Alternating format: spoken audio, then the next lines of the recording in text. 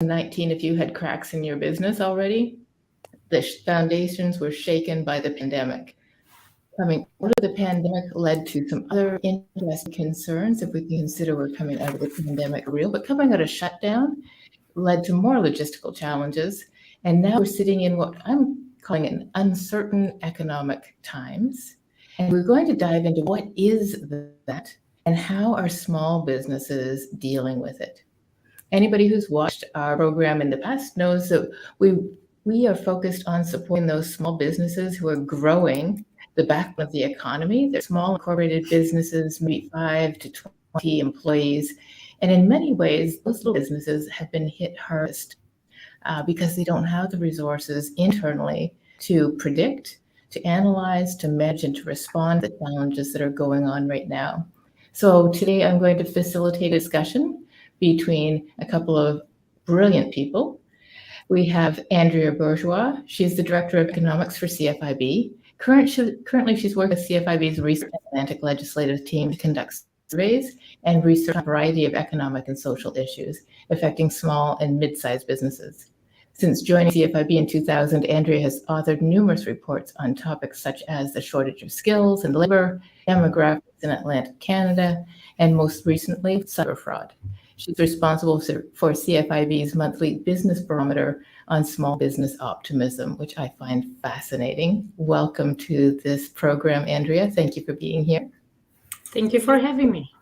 And we've also got Jim Pelot. Jim is our CFO at Podium Prosperity Group, and he's your CFO when you're our clients. Jim's passion for entrepreneurship has afforded him a keen understanding of the challenges and opportunities facing business owners. Jim has a bachelor's degree in commerce. He's a chartered accountant by training, but don't ask him to do your taxes because he does not do accounting. He brings his CFO level analysis there to help you understand what's going on in your business model. His greatest education has been his experience of more than 30 years of corporate planning. And he has brought this to our small corporate model so that you can understand your business in ways you never have before. So between the two of you, I am delighted to have you here to have this conversation. And I'm curious to see where we go with it. The first question I want to throw at you is, what is this uncertain times? What are we actually facing for those small businesses? And we'll throw it to Andreea first. Sure. Well, I find it's not that difficult to say. I mean, it's exactly what we're experiencing now. Are we in a recession? Are we in growth? What kind of growth? Should I take on more debt? Do I have too much? That's kind of what people ask themselves, entrepreneurs. And those kind of questions usually appear in uncertain times. I'm going to jump back to some numbers. I like numbers. You mentioned that I run the monthly business barometer. And it's one of the projects that I love. It feels like, almost like it's a child of mine. It's actually very simple, and it's beautiful in its simplicity. It's a short survey where we're asking business owners, our members, about their gut feeling. How do you think your business will perform 12 months from now? I don't expect business owners to look at their receipts, to look at sales, to look at this, analyze this. No, gut feeling, It's not about your community. It's not about your economy. It's not about what you heard on the news. That gut feeling about your business that every business owner has. And by amalgamating those gut feelings, basically, we have created at CFIB an index of optimism. It's as simple as that. It's beautiful how simple it is. We used to run it and compared it to GDP, to all that, and we figured, hey, it's actually very powerful. But what is unique about it, not only its simplicity, but it's the fact that we're asking small businesses. There are all kinds of indicators, if you want, from large corporations. Very few that actually represent the views of small businesses. And we have been tracking business optimism. Initially, it was quarterly, and then we moved it on a monthly basis in 2009. So, as an economist, I love to look back in time and compare. That's what we do. We compare, tables, charts. It's the numbers they speak. And long term optimism, when the economy is growing to its potential in good times, remember those?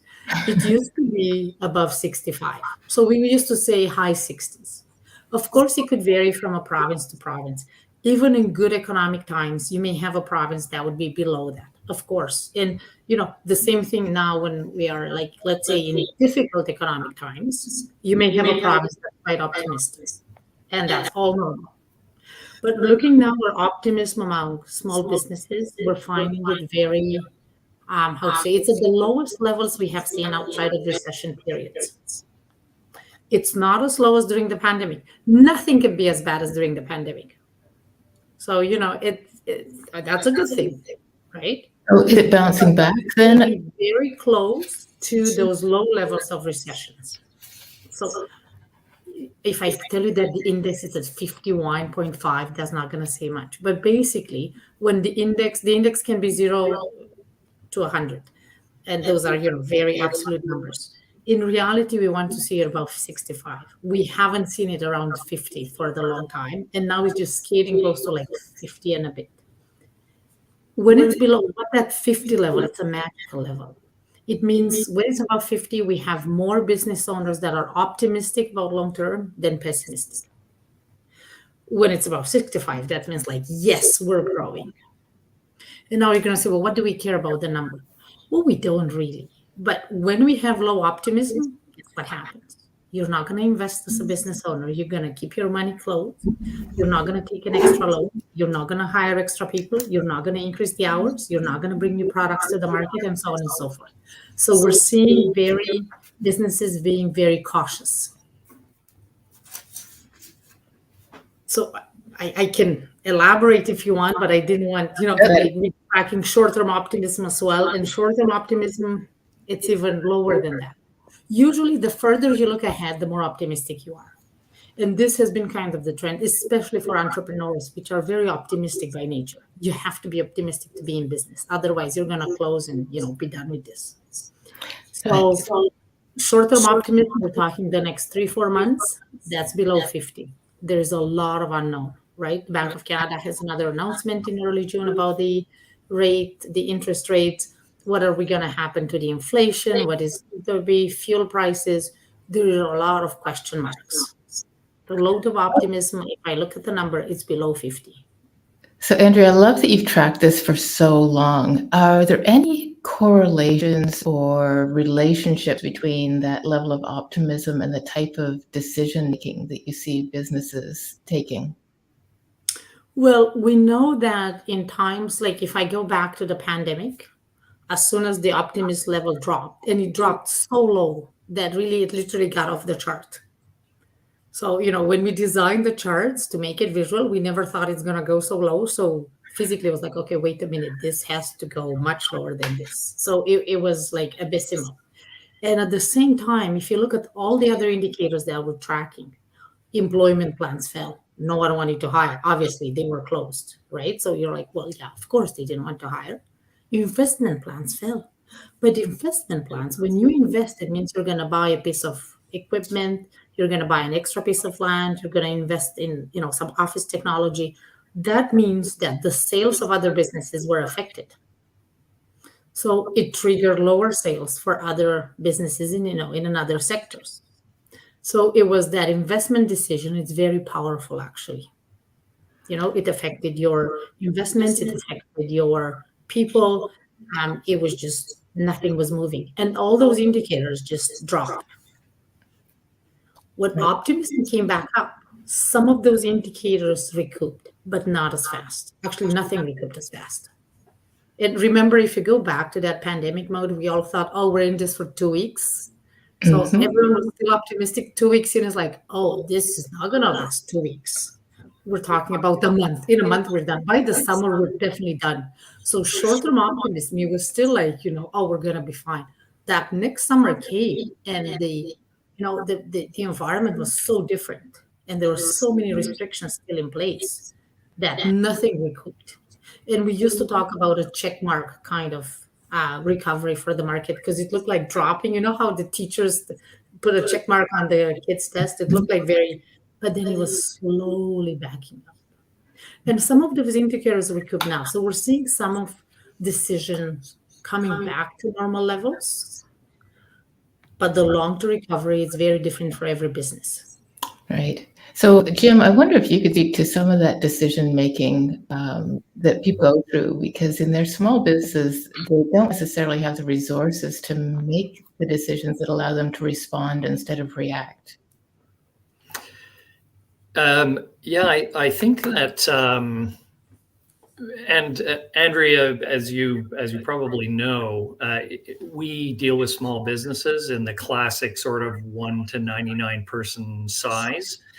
And the firms that we work with the most are in the 5 to 19 size businesses. So they're being successful, but they're really just getting going. Generally, they don't have a lot of financing available to them. Generally, they're not as profitable as they would certainly like to be.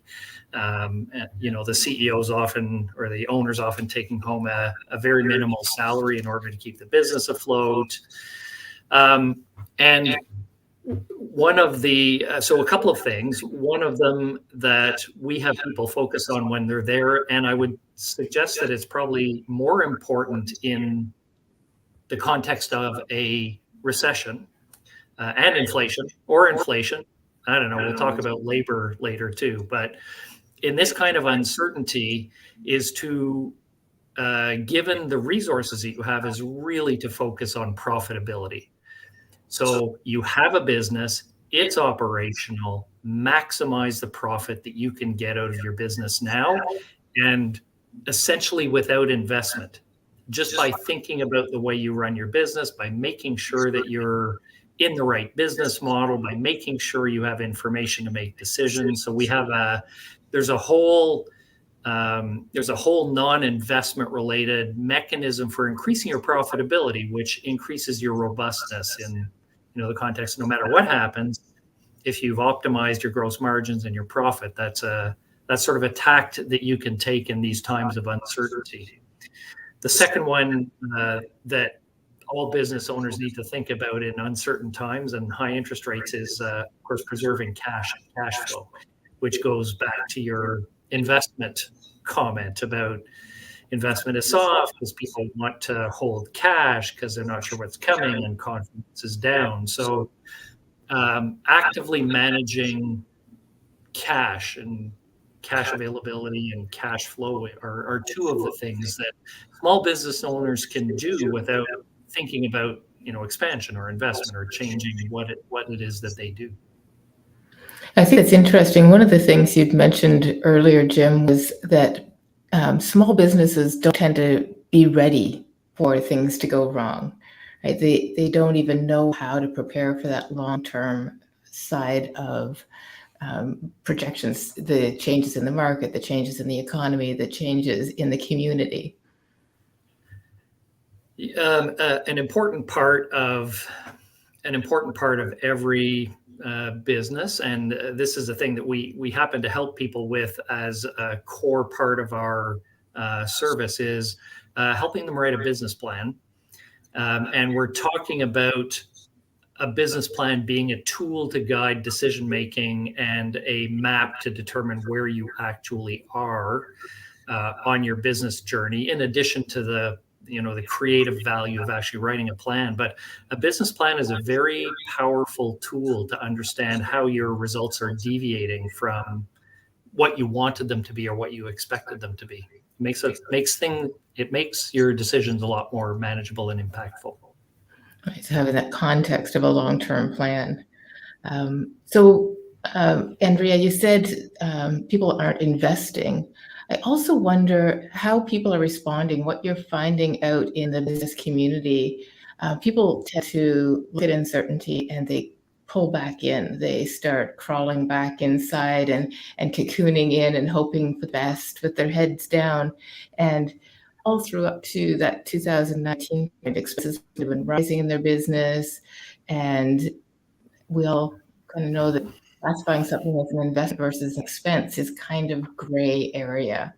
What kind of ways are you seeing people respond to the expense versus investment side of things that just isn't the right decision to do at the time? I know you're talking to businesses and seeing how they react, and I know there's a broad range of industries and different impacts to them. What are wrong decisions to be making right now? Well, if I can pick actually on something that you said, and I also like that Jim mentioned, the size of businesses they represent, because I think that really puts things in perspective.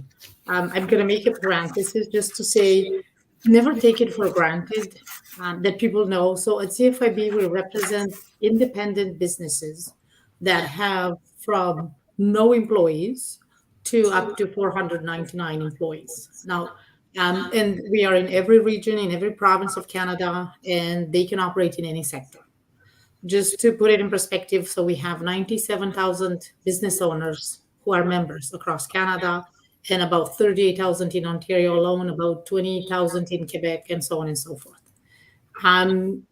So that's the big picture. Now we have a lot of our members operate in retail because they're very visible businesses usually.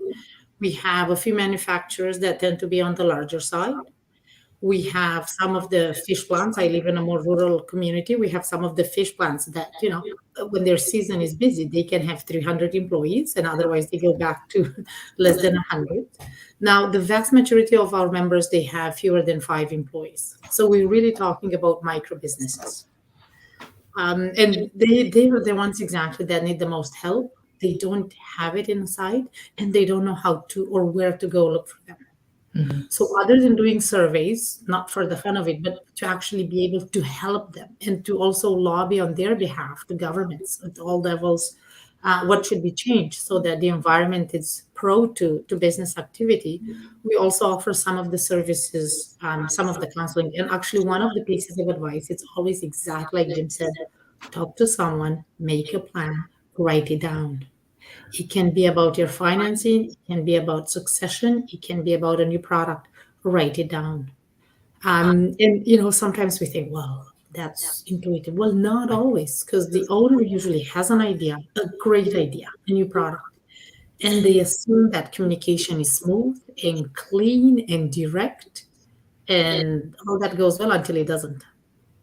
And then they realize they're losing money and they don't even know how or where and what should they do about it.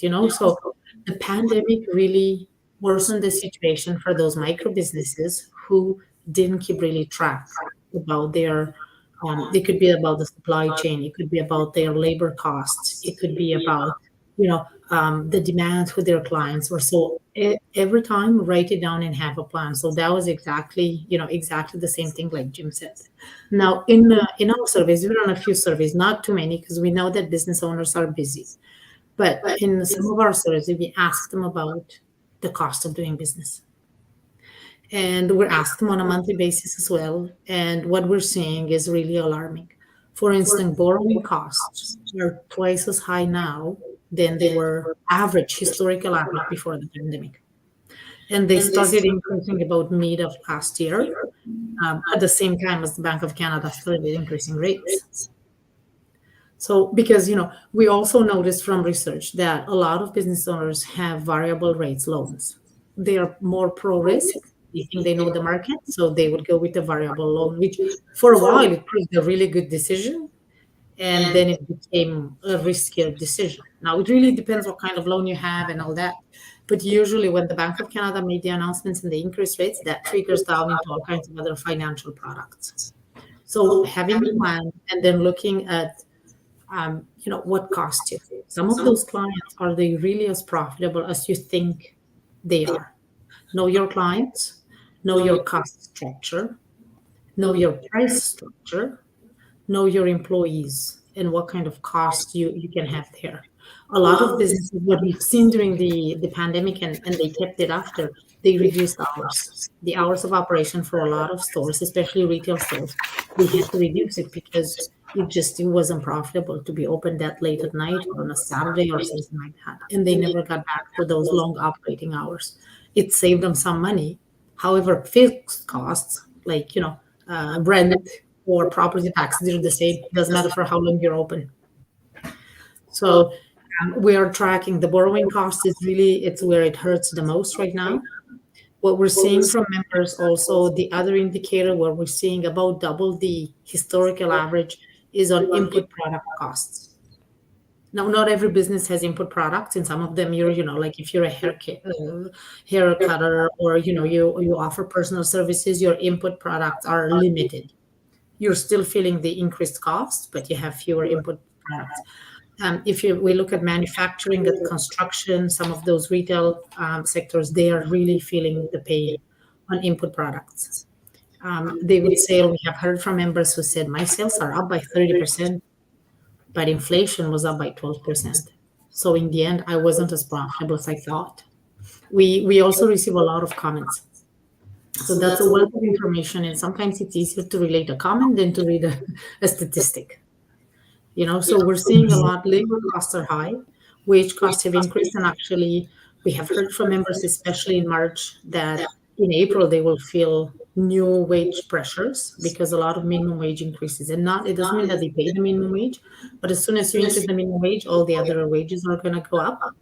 And as soon as the wage goes up, guess what?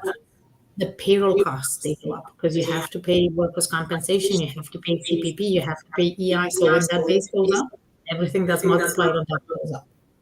So the sum of all the cost increases is really what's hurting them. The cost of doing business are increases way faster than they could have anticipated. Right. Jim, you have a comment. So I do. Thanks, Cher. Andrea, that's really interesting. So we have a multi-step process to help clients get more profitable. And the first one is making sure that you're pricing to market, not differentiating, not asking for a premium, just literally is the service or product that you're providing priced to market. And in an inflationary environment, you really have to be watching your pricing carefully to make sure that your margins are decreasing because you're not keeping up your product increases. And there's a tendency among business owners to worry about losing customers if they raise prices. But it's essential in inflationary times, especially times like this. Do you get feedback like that from your members, that they're concerned about raising prices, or they're hesitant, or they are keeping up with inflation? Yes, we do. We're also getting there. We have run a survey late last year where we asked them, by how much of their price increases can they pass on to customers?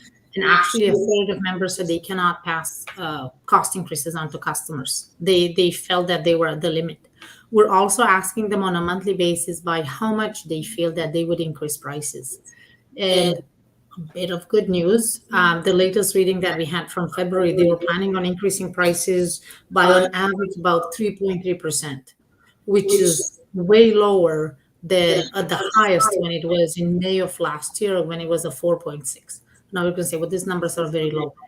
Yes, we're underestimating their price increases. If a business says on a monthly basis they're going to increase prices by 3.3, it doesn't mean everyone will increase it. We still have a fair share of members, about a fifth of our members, who are planning on increasing prices by way more than 6%.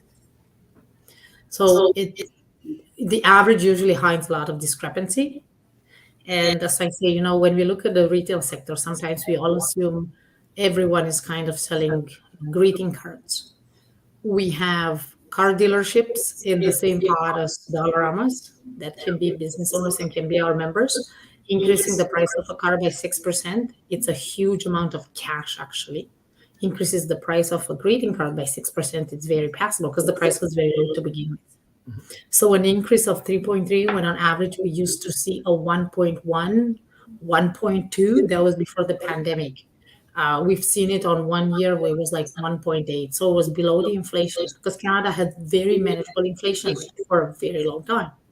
So right now when we saw, there was another curve we had to adjust because we never thought we were going to see it in the 4%. And that's an average price, and that's a small business that cannot control the market.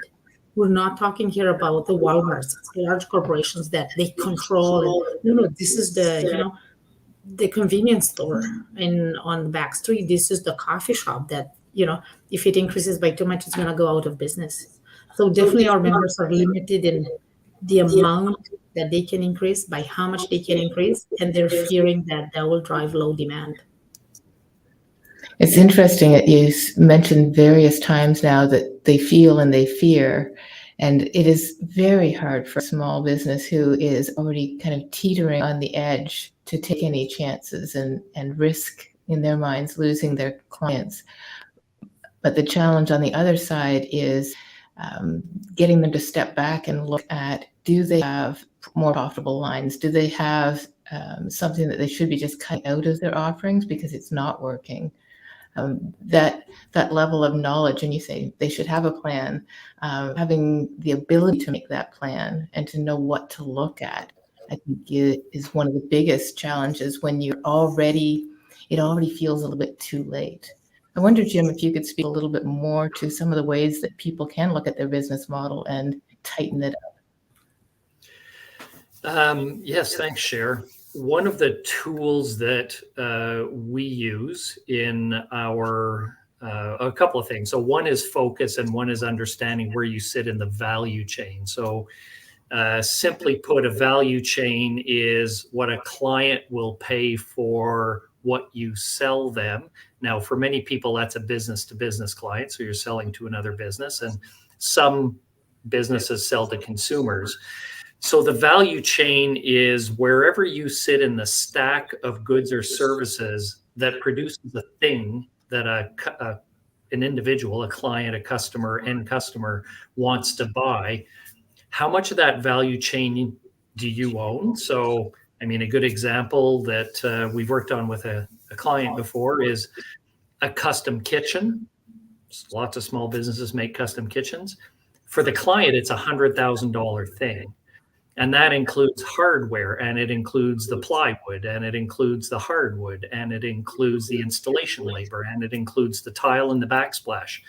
So if you take that $100,000 kitchen and you break it down into all of its component pieces, understanding where you are in the value chain, not only in fact, like how many of those $100,000 are you getting, but also understanding what it is about the value chain that the client values, because what the client values and where the money goes doesn't always match.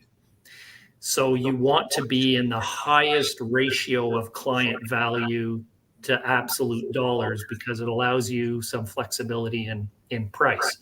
So almost all of our clients, we say, listen, what are you selling? Who are you selling it to? What does that value chain look like? Where do you sit? Are you the hardware person getting 2% of the value of the kitchen? Or are you the plywood manufacturer getting 15% of the kitchen? Or are you the designer getting 30% of the value of the kitchen? Because that's what the client values. So that's the first part of that.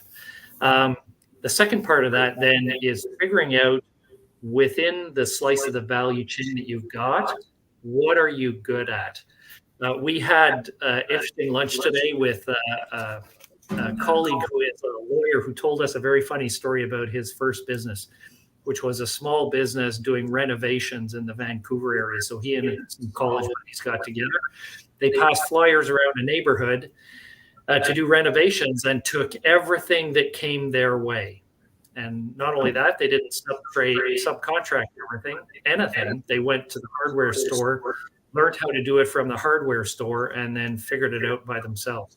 So without getting into the quality of the work they did, the interesting learning for him there was, boy, looking back, it would have been smart to say, we just do fences and get really good at fences. So people would value our fences, and we could charge a premium price instead of, re-engineering what we did every time that we got a job.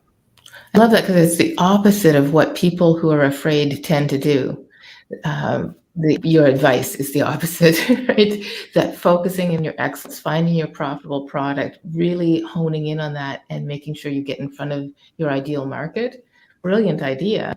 But when times are tight, people start going laterally, branching out, taking on little jobs they really shouldn't take on. And sometimes it's just because they want to see money come in, even though they're losing on that revenue, it isn't profitable. they're trying to keep their people busy. As soon as you have one or two employees, it really changes how you feel about what you should be selling and how you should be selling it. So all those little jobs that are costing you time, costing you money, but also costing you your position in the marketplace can get very tempting. And the answer is just hard, of course. It is focus on marketing, focus on messaging, get out to your client, be out there with that focus message. What other kind of fear-based responses can end up happening that eat away at profit or eat away at your success? I'll throw that to either of you. Yeah, I think right now, from what we're seeing from members in comments, the first thing that is eating in their profit for those who are still profitable, it's inflation. It's way above their expectations. It's way above anyone's expectations, to be honest. And it's manifesting under, it's manifesting on the input chain. It's manifesting at the output. They increase the prices, but you increase more than that, you're going to lose customers. And even if you, let's say, you manage with the prices you have and you're eating away that difference, you're like, okay, well, I can live only with this. The fact that your customers have less purchasing power because their own income now, they have to spend more on necessary items and less on other discretionary options, they would tend to buy less. So they're feeling that inflation pinch. Even the businesses that sell business to business, they're still finding that, they do less business. They sell fewer products. And the retail sector in particular, because they sell to consumers, and consumers, we still have to eat as consumers. So the retail sector in particular is the least optimistic and has been the least optimistic for the past 4 months. And it is a big contributor to the economy. When I look which sector is the most optimistic, has been at the top of the list. It's the information and creation sector. And it started, when it reopened, the economy was closed for so long that sector was abysmal. And when the economy started opening, and now, you hear these concerts, cinemas, and all those activities, they're not booming, but they're so optimistic because they were so pessimistic for so long that anything feels better, right? And as optimistic as they are, and they are pretty much, we only have like 2 sectors that have readings in the 60 level. So, that growth territory. This is one of them, the other one being health and education. And health and education from an independent business, don't think of government. This is where you have all the vocational schools, technical schools, private colleges.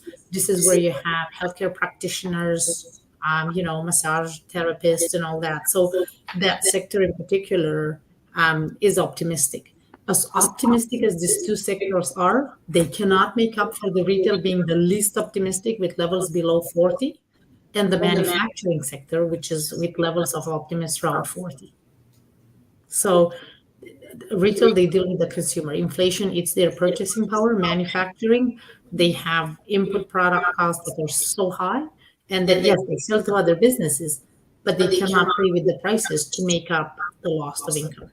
So that really explains their, their loss of optimism and how inflation is in their costs. I'm going to throw something silly out here because I'm curious.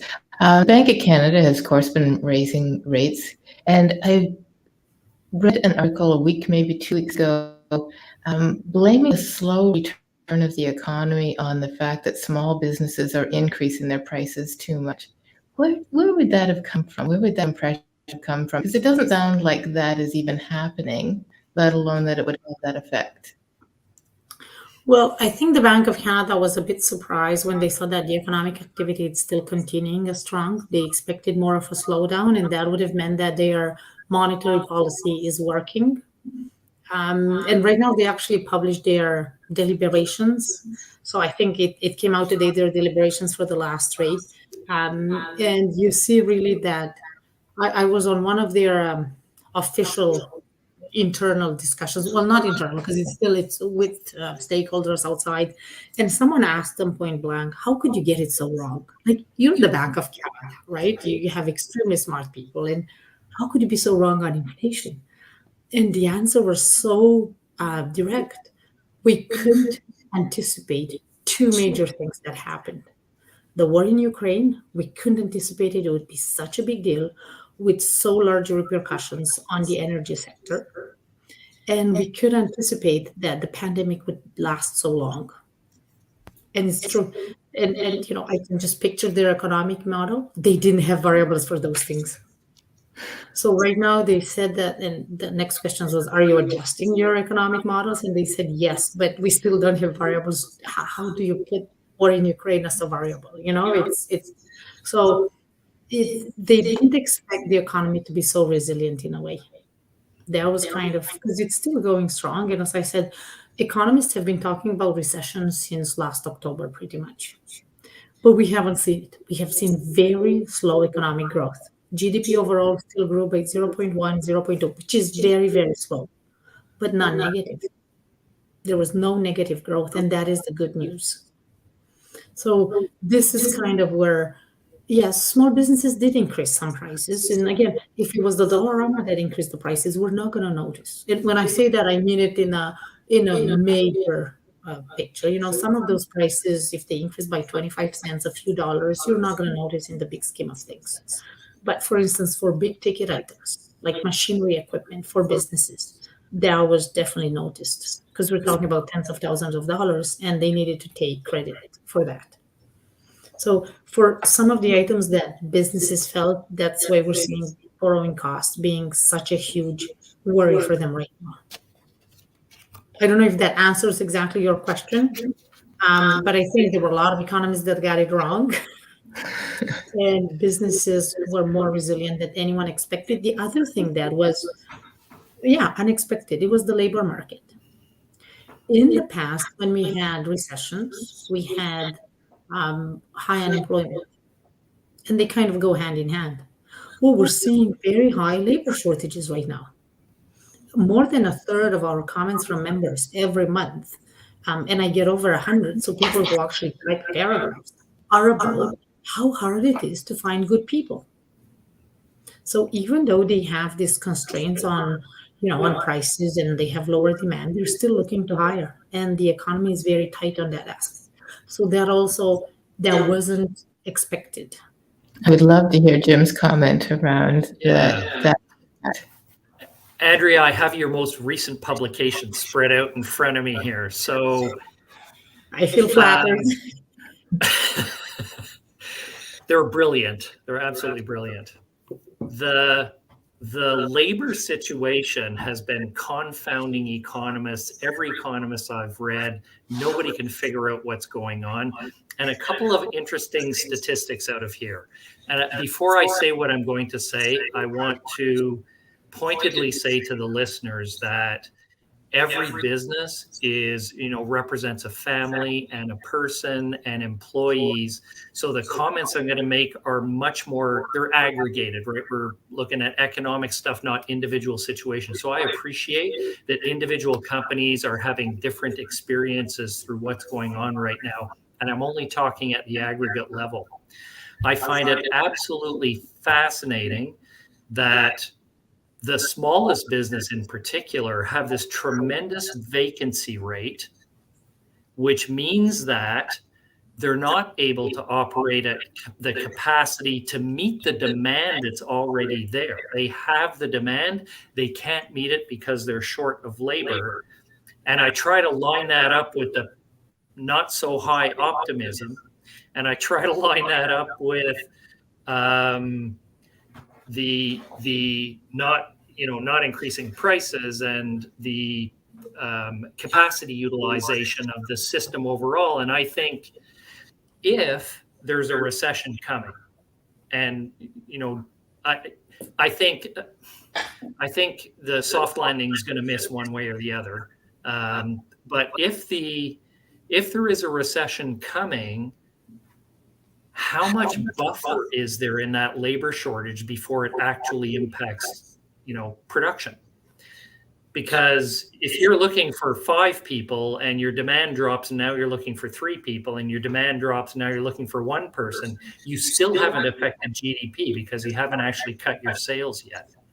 So in aggregate, if you're looking at a recession coming, but you're still looking for 7 people, that means that there's a lot of buffer there before GDP actually starts to shrink. My thought, anyway, non-economist, but I'd really like your thoughts on that.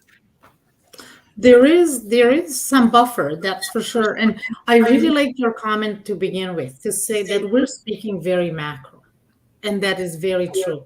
And next month we're going to start publishing some of our members' comments, of course, without identifying anyone. But I think it would really add some flavor to the numbers, kind of like adding salt and pepper to a dish. Mm-hmm.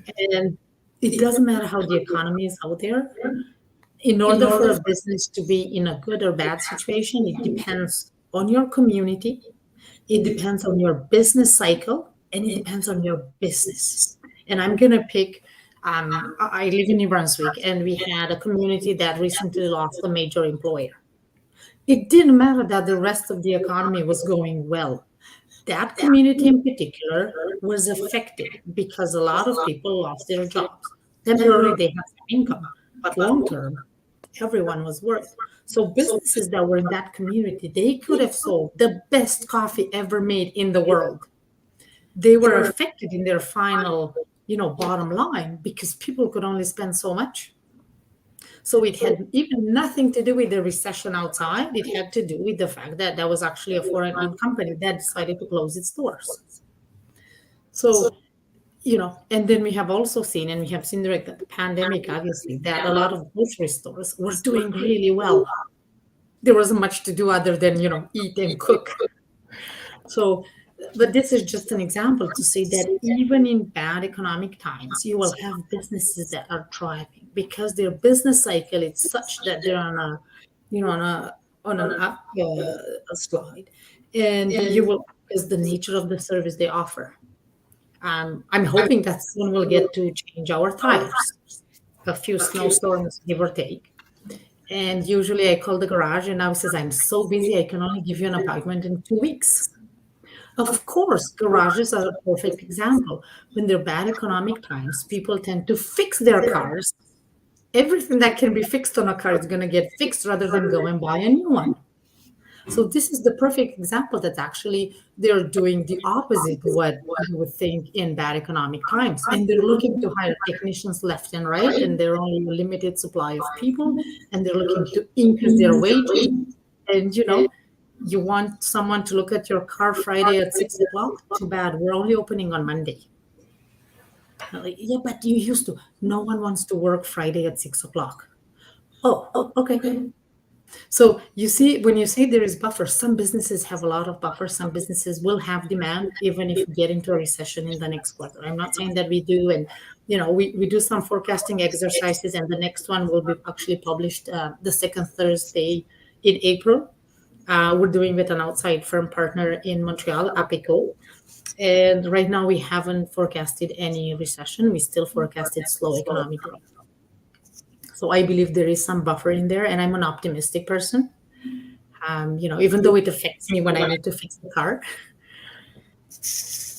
But that was the comment that I wanted to say, that whatever happens at the macro level, it really comes down to your community, to your business, to the product you sell, and so on and so forth.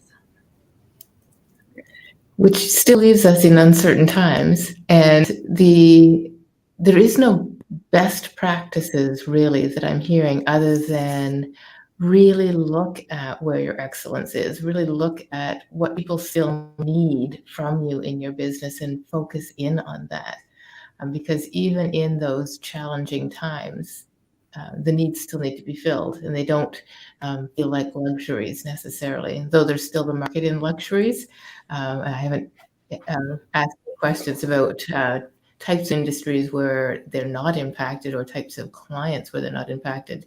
But just that choice to be paying attention to your clients and talking to your customers, seeing what they care about, seeing what matters to them, and building those relationships to be able to make better decisions to serve them right now in the next 3 months.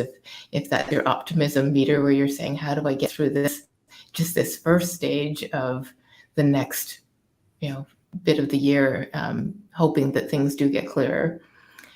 Any other best practices that you're seeing or recommending that are making a difference for businesses? Is that, can I jump in here? You sure can.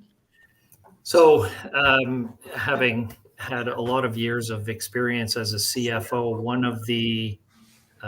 of my greatest enjoyments in working with our clients is helping them understand their financial information. And I'm not, talking at a CA kind of level.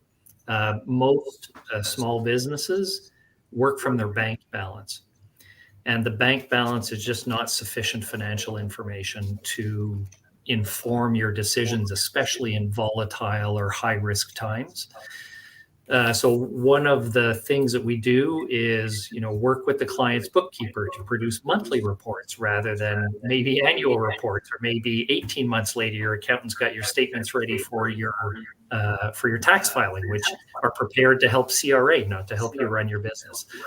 So timely financial information with a bit of learning around which numbers are important to you, which things affect your cash flow, is a really, really straightforward, incredibly valuable thing for you to do at any time, but particularly in volatile times where cash is king. Andrea, do you have a comment on some of the other best practices that you would like to see people do right now that they could do to either get on top of what's happening in their business or respond more appropriately to what's happening now? I have two comments that I wanted to make. One is for the business owners to have three scenarios prepared. What is the best outcome, the worst outcome, and the realistic one. Best case scenario, you have the same clients ready to pay twice as much for all the products you sell, for example. The worst case scenario, half your clients are not going to come back, even though you don't increase any prices. And realistic, probably somewhere in between. And that realistic scenario is what will take most of the work actually to really know what's profitable, what's not. If it's not profitable, do you want to keep it because of a long-term relationship? Think twice, So this kind of like be prepared kind of thing. I think sometimes it's good to just know your alternatives. And because we're getting into spring and then summer will come, hopefully. And actually Jim talked about earlier cash flow. We are representing a lot of businesses in the hospitality sector. And as we know, some of those businesses in that sector are seasonal in nature. And they're getting close to their busy season. So actually, I'm going to pick up on what Jim said and say the next season has to be strong enough to carry a business, not until December, not until the end of the season, until the next busy season.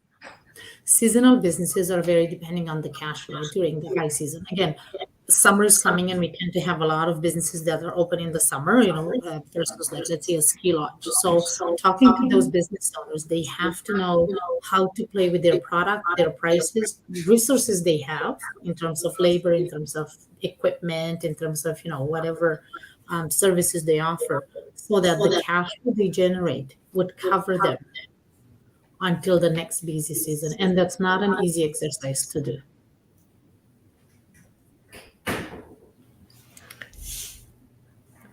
I felt like there was one more thing you were going to say. No, those are my two things, the scenarios. And I figured, we haven't really talked about the seasonal businesses, and we do have a lot. And some businesses don't consider themselves seasonal, but they do have seasons when they make more money. Even restaurants who are open all year around, they have the patio open in the summer. And that really, people come in, they take a drink, and then they have a meal. And that's when a lot of their cash flow happens, actually. So when I mean seasonal, it doesn't mean they're completely closed the rest of the season. It's just that the summer, and I mean that loosely because it starts usually in May, until about Labor Day, it's their busiest season. Right. So one of the things I know that our clients have in common is they know how to do what they do well, but they don't necessarily have the business know-how to make what they do be something that they can win at. And even so, pre-pandemic, there was a lot of shaky business models out there, and we know that having a shaky business model or a broken business model is one of the biggest predictors of your business going under. What are some of the things that have been going through years of tightening things up? And we still see, I know actually, Jim, you shared this stat with me, only 32% of small businesses feel they're ready for a potential recession. I don't even know what ready would look like after the last 3 years. I know having the capital there, being on top of that, knowing what your danger rate is. So what would be the number you're looking at if somebody's going into this uncertainty? How would they know they were actually even ready? Oh, and then I think we have heard some of the members making comments like that. For instance, when we were at the beginning of the pandemic, some of the members said, I've been in business for 18 years. I've been through tough times. I know how to get through. And that's something that comes with experience. What we have noticed was that younger businesses were more likely to cave because the owner didn't have the experience yet. The business model wasn't prepared to deal with being closed for so long, having like they didn't actually have some savings on the side. So those businesses that really opened right before the pandemic, they didn't qualify for any kind of government help. They were too new on the market, so the customers weren't accustomed to them yet. And their credit history for that particular business with the financial institution wasn't strong enough because, hey, the business just opened. So those businesses, we tried very hard to help them during the pandemic, and they fell through the cracks. They couldn't qualify for anything under the sun because they were just too new. So, how do you prepare? It's just about looking around, having a plan, and learning. It's kind of like a 7-year-old preparing for its first spelling test, and then when you're 14, oh, I know how to prepare for this. It doesn't mean you're going to ace the test, but at least you're going to prepare. So I think that's something that businesses have to be ready to do, and some of them are doing it. It's just not as many are writing it down. It comes back to what Jim said at the very beginning: have a plan. And I like that emphasis on writing it down, because it's not really a plan if it's just something you've imagined in your head. Like, you don't have the specifics, you haven't actually modeled it out. If this happens, what are the actual repercussions of that? Jim, any comment on how would you tell a small business to be prepared for a recession? Back to the and Andreea, you're exactly right. Boy, if you've been through this before, and frankly, the businesses that are still in business after the pandemic have been through this. And I personally can't see, if there's a recession, that a recession or even this inflation comes anywhere near the turmoil that the pandemic caused on all of those businesses for the last 2 years. For all you businesses listening, congratulations, because you aced the really big test by making it through the pandemic. So what you did there in terms of responding to the market needs, and I'm thinking restaurants going to takeout, and I'm, all those adaptive business models, all that entrepreneurial, okay, here's a challenge, I got to figure out how to meet this. Those skills that were probably, tested by fire in the 24-hour period that locked down, the global economy, are really going to be useful now. There's a lot of things that came out of that, not necessarily specifics of how to respond to a recession versus a pandemic, but there, lots of skills were developed there. I actually, before our call, I was reviewing some of member comments, and there was a member in the hospitality sector. I haven't looked specifically to see, was he running more like in a hotel or a motel or a restaurant? But he seemed to be someone who actually had a plan. He said, we've been closed for 18 months. We have a 5-year recovery plan, and we're in month 6. This is going to be a very hard road for us. So when you see that in perspective, it's, as you said, behind that comment, there is a business owner, there is a family, and there are several employees with their families, and they're all carrying it on their shoulders. And that was a business that had a plan, a 5-year recovery plan. That's But impressive. many don't. Yeah, many don't. Most don't. Exactly. Highly recommend having a plan. And it is, I think, all of this advice is advice you should be looking at right now instead of just saying, well, we're still fine. Because you may not even know if you're still fine. If you don't have a plan, just going on your gut saying, I feel optimistic or I don't feel optimistic versus looking at the data to say, what am I doing? How is that working? How is it not working? A plan isn't a marketing plan. It's an actual financial business plan to say where we're going. And the temptation to not look until it's too late is a very real thing. But you have to be looking, and not just looking when you feel it's necessary, but looking always, looking at that month to month, as Jim says, about how are we actually doing, as opposed to how do we feel like we're doing. It's valuable to know the optimism because it will inspire action, what kind of actions you take, depending on how optimistic you are. But also taking the time to say, I'm not suffering that badly yet. Why don't I look now? Why not take some of this advice right now and start diving into tighten up the business model, tightening up your product scope, your differentiation, making sure that you're speaking to the client that cares about what you're doing and still needs the benefit of what you're doing. And then staying on top of those expenses and maybe eliminating some of those expenses that you had created in your business that are just not sustainable. It's a lot of simple, solid advice, but it means you need to know your business. And I think that number one I'm hearing tonight is you need to know your business, but you also need to look around your community, your business community, the region, see what's happening locally so that you're not just staying so insular that you're not seeing the whole picture. How's that as a summary? Anything to add to that before we sign off tonight?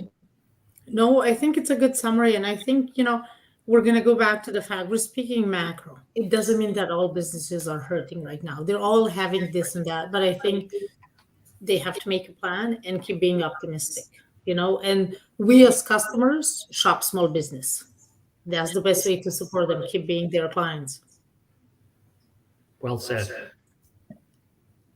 Excellent. Well, I'm going to just thank the two of you for joining me tonight. This has been an interesting conversation. I'm not the most hopeful in the world, but that's not the point, right? The point really is stop hoping and start dealing with the data. Start looking at what's really going on and how your business can respond. So thank you both for being here. Thank you for having us. Thanks, Sharon. All right, I'm going to click end podcast now and hope this works.